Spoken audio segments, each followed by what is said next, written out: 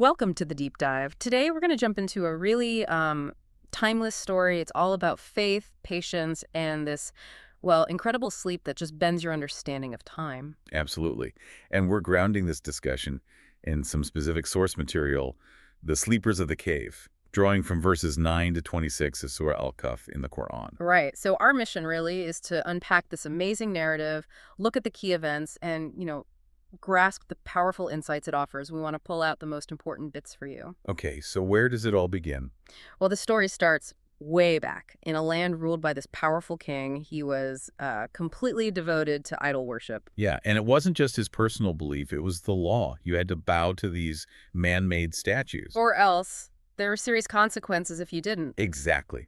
But even in that city, under that pressure, Yeah. there was a small group, some young men. And they just didn't buy into the idols. Deep down, they felt this truth, a belief in one true God, Allah. And what's really interesting is how they found each other. They were strangers initially. Yeah, but that shared belief, that feeling, it sort of drew them together. They started meeting secretly. Right, away from, everyone else. And they talked about big things. Like their creator, what's right and wrong, how to live truthfully when everything around you is pushing you towards falsehood. It's a tough spot. It really is. And these discussions led them to, well, a huge decision. They realized they couldn't live like that, couldn't pretend. No. They felt they had to leave before they were found out, before they were forced to deny what they believed. And they had nothing, really. No weapons, no money, just faith. Incredible courage when you think about it. Giving up everything, homes, families. Yeah, their whole lives, basically. And their timing was just critical. Because the king got wind of it. Yeah. He heard about these young men rejecting his idols. And he was furious, sent soldiers straight away to hunt them down. So they fled, just left everything. The text says they traveled by foot, heading for the mountains, looking for somewhere quiet, somewhere safe. And that's where they found it, hidden among the rocks. A cave. Yeah, nothing fancy, simple, dark maybe. Huh. But for them, at that moment. It must have felt like a gift, a sanctuary provided by Allah. Totally. They went inside just exhausted, and hungry. And what they did next is so important. They didn't despair, they prayed. A very simple, direct prayer. It's right there in the verses. Our Lord, give us your mercy and guide us in what we should do. Just asking for mercy and guidance. Simple as that. And Allah answered, but not in the way you might expect. No. He caused them to fall asleep. A deep, deep sleep. And this is the part that's just staggering. It wasn't for a night or a week. The verses say over 300 years. 3 centuries. Just imagine, outside that cave, the world is turning. Generations come and go. The cruel king dies. His whole era fades. The city changes completely. And beliefs shift, too. People start, maybe slowly, returning to the kind of truth those young men held on to. Meanwhile, the story of the missing youth becomes, well, a legend. Yeah, some people probably believed it. Others maybe dismissed it as just, a story. But Allah wasn't finished with them. Their part wasn't over. Not at all. Because after all that time, hundreds of years. Oh, Allah woke them up. Can you even picture that? Waking up in a dark cave after centuries. Their first reaction, it's so human. Stretching, looking around at each other. And then the question, how long? Yeah, how long have we been asleep? And their guess is just miles off. Maybe a day? Or part of a day? That's what one of them suggests. They had no sense of the immense time that had passed. None at all. It's like time was just suspended for them. But one thing hadn't changed. They were still hungry. Right. That basic human need. So they decide, okay, someone needs to go into the city. Get some food. They give him some silver coins they still had. What they warned him, didn't they? Be careful. Find clean food. And crucially. Don't tell anyone who you are. Keep a low profile. So this young man heads down towards the city. And immediately, things must have felt off. Strange. Unfamiliar. The buildings, the clothes people were wearing. Even the way people spoke probably sounded different. It's a completely new world to him.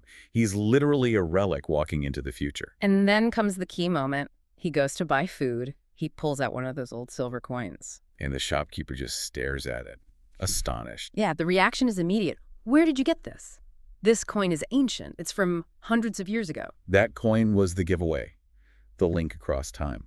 Suddenly people are gathering, questions flying everywhere. This is weird. Absolutely. And inevitably, he's taken to the city leaders. They weren't answers. And that's when the full story comes out. He tells them everything. About escaping the old king, the cave, the others still waiting inside.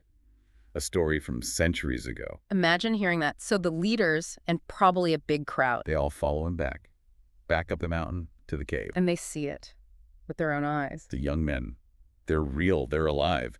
It's proof. Proof of the legend, proof of a miracle, proof that Allah's power is beyond our understanding of time. And in that moment, their purpose becomes clear, doesn't it? Yeah. They weren't just saved for themselves, they were preserved as a sign. A sign of faith, of patience, of absolute trust in Allah for everyone to see. And the narrative tells us, soon after that, after being discovered, after fulfilling that purpose, They passed away peacefully there in the cave, their long journey over, but their story, it didn't end there. He was remembered, honored, and shared widely. It became this incredibly powerful testament and Allah ensured it would never be forgotten. How? by placing it right into the Qur'an.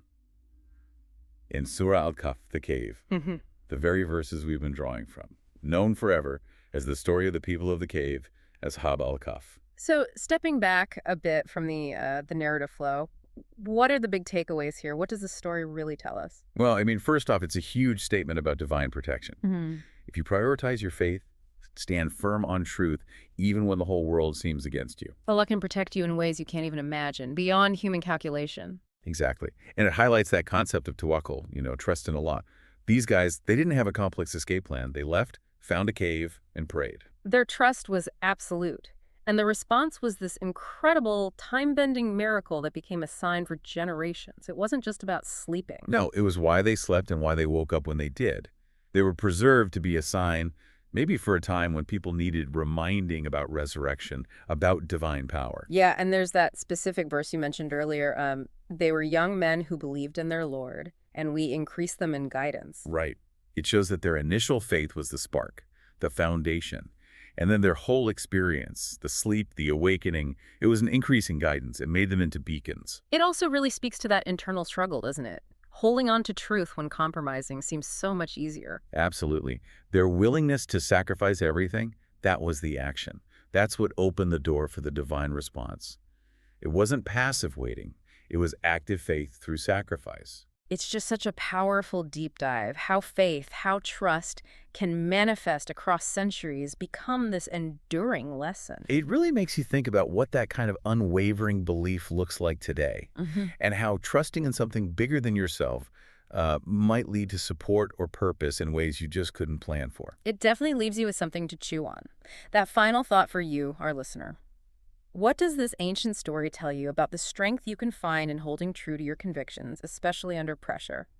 And how might trust in a greater plan show up in your own life, maybe in ways you'd never expect? Something to reflect on. Huh. Until next time.